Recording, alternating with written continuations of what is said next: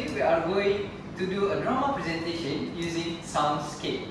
So do you know what Soundscape is? It is to produce sound, to make sound effect in your drama presentation. Okay, so shall we start with King Arthur draws the sword from the stone? Alright. In 1, 2, 3, I will deliver the story and you guys make the sound that is written in the script. It was a crisp, cool morning in the heart of England.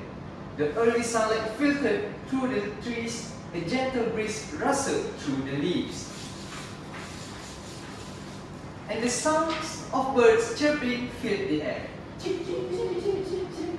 But something was different about this day. Something important was about to happen. In the center of the town there stood an ancient stone, and in it was a sword.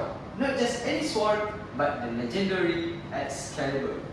Oh. The sword had been there for as long as anyone could remember. Its silver blade gleamed even in the faintest light, and its hilt was adorned with shining jewels. Legend said that the only true king of England could pull the sword from the stone. Over the years, many strong and brave men had tried to pull the sword from the stone.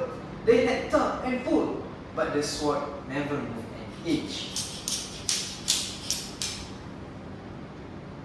It remained stuck fast, as if it were part of the stone itself.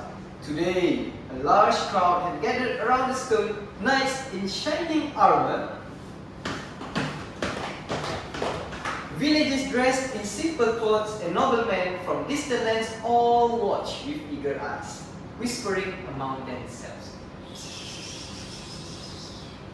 Could this day be where someone finally pulls the sword from the stone? A young squire named Arthur stood in the back of the crowd. He was just a boy, really small, with bright eyes full of curiosity. Arthur wasn't a knight. Doubtfully he will ever be strong. In fact, he was only here to serve as an assistant to his older brother, Sir Kay, one of the many knights who had tried and failed to pull the sword. As Arthur watched the crowd, he noticed that Sir Kay had left his sword behind at the inn. "I'll fetch it for you," Arthur said eagerly, running off towards the inn. But when he got there, the inn was locked, and Sir Kay's sword was nowhere to be found. Feeling a bit flustered, Arthur looked around for another sword. That's when he saw it, the sword in the stone. Arthur walked slowly toward the sword. The crowd had quieted down now, watching the knights trying and failing to pull the Excalibur. No one seemed to notice Arthur as he approached the stone. His heart was beating fast, and his palms were sweaty as he reached out towards the sword's hilt. At first he hesitated. After all, it was just a boy, a squire, not a knight. What right did he have to try? But something inside him, a quiet, steady feeling, urged him to go on. With both hands, Arthur gripped the sword's hilt.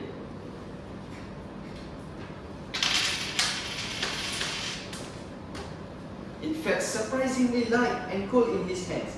The jewels sparkled in the sunlight.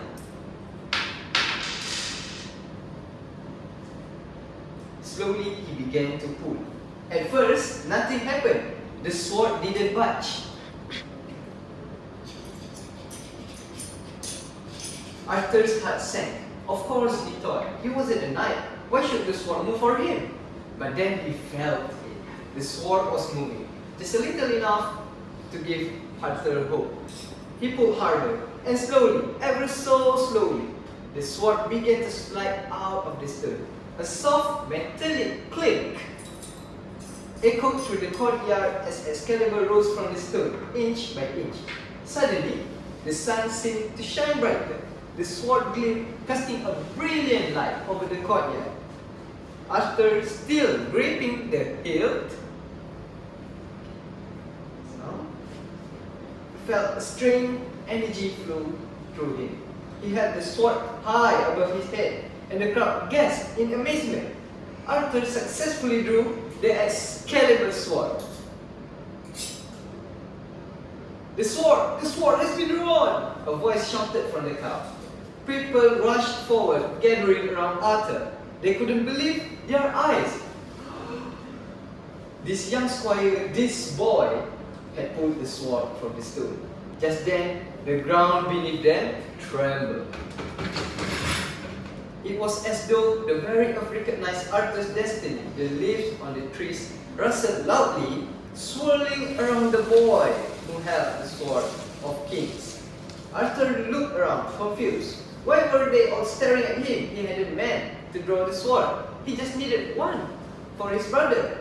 But as he looked the sword in his hand, a strange feeling washed over him. It wasn't just a sword, it was a symbol, a sign that he was meant for greater. Deep down, Arthur felt it. His life was about to change forever. Sir Hector, Arthur's guardian, stepped forward and clapped, and his eyes widened with amazement.